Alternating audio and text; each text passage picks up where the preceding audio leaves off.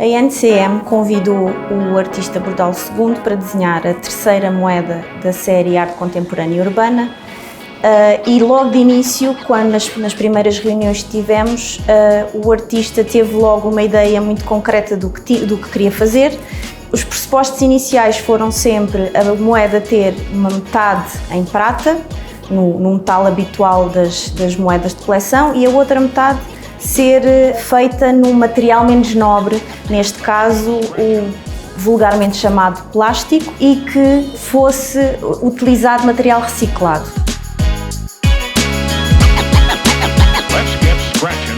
Imagino que noutros tempos haveria uma relação entre o metal utilizado ou o peso do metal utilizado e o valor que aquele pedaço teria.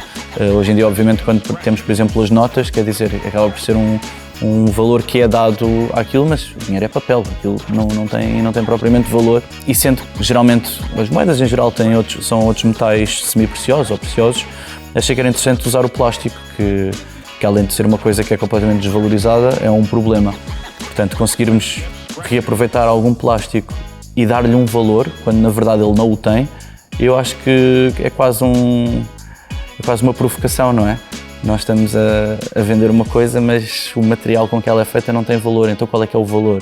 É o facto de eu ter feito um desenho? É o facto de ter alguma coisa a dizer em relação a isso? Portanto, achei que era interessante usar um material assim descartável, desinteressante, como forma também de pôr as pessoas a pensar um bocadinho. Apesar de nós termos já experiência em moedas bimateriais, o nível de detalhe e de complexidade desta componente polimérica era muito elevado e inovador. Como tal, iniciámos um projeto de inovação, foi preciso encontrar um parceiro tecnológico que tivesse capacidade não só para fazer o desenho pretendido, mas também para que as peças fossem reprodutíveis, porque têm que ser todas iguais para toda a série de moedas que são lançadas.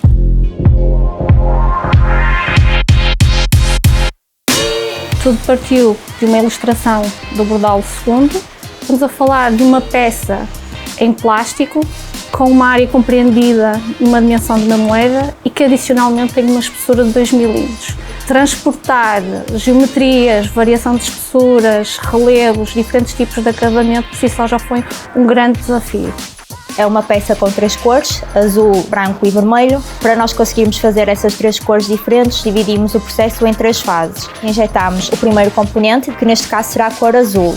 Este componente vai servir então de inserto para colocarmos no molde e para fazermos a sobreinjeção, para injetarmos por cima deste azul com a cor branca. Teremos então assim um segundo inserto que vai ser inserido no nosso terceiro molde para sobreinjetarmos a cor final, que neste caso será a vermelha. O PIEP baseia-se nos princípios de desenvolvimento sustentável, indo também de encontro com os ideais do artista. Por essa razão, nós selecionamos material reciclado, proveniente de resíduos industriais do setor da indústria plástica e, desta forma, consciencializando as pessoas para a valorização destes resíduos que não passam nada mais de matéria-prima e, portanto, estamos aqui a dar uma segunda vida a este material. Mas a seleção, para além de ser reciclado, teve que ter em consideração que este material tinha que ser colorido e teve que se ter em consideração também a questão da cunhagem, porque nós estamos a injetar esta peça, mas depois terá o processo posterior de cunhagem e o próprio material terá que resistir às forças associadas a esse processo.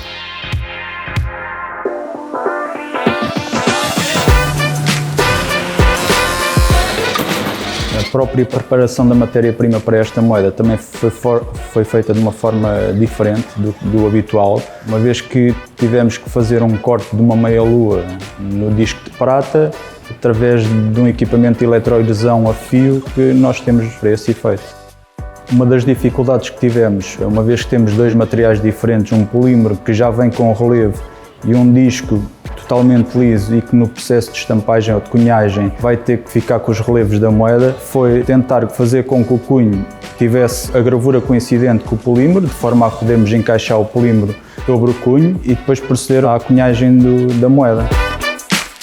Esta operação era de extrema importância para que o metal, quando os cunhos exercessem a sua pressão no ato de cunhagem, o metal não expandisse mais do que necessário e que fosse ocupar o espaço do polímero. No processo de pintura, a maior dificuldade foi conseguirmos que a área pintada ficasse completamente alinhada com a borda da moeda e com o elemento polimérico. Foram necessários vários momentos de ajuste, desde a ideia inicial até ao produto final.